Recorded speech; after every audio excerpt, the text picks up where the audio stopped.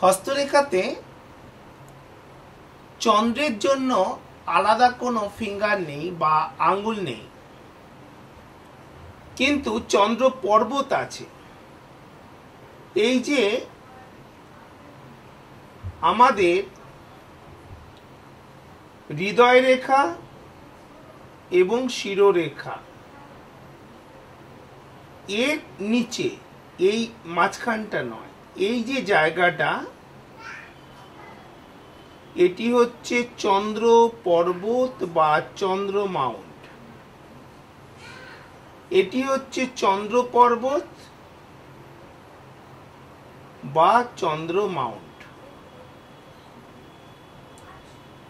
এই যে জায়গাটি, হ্যাঁ, এই যে এ হাতে একটু আলাদা আছে, হৃদয় রেখা এখানে ভঙ্গ আছে, দুটো পার্টে আছে, শিরোরেখা এখানে কিছুটা এসে তারপর আসেনি। এই যে জায়গাটি, এটি হচ্ছে চন্দ্রস্থান বা চন্দ্র পর্বত বা চন্দ্র মাউন্ট।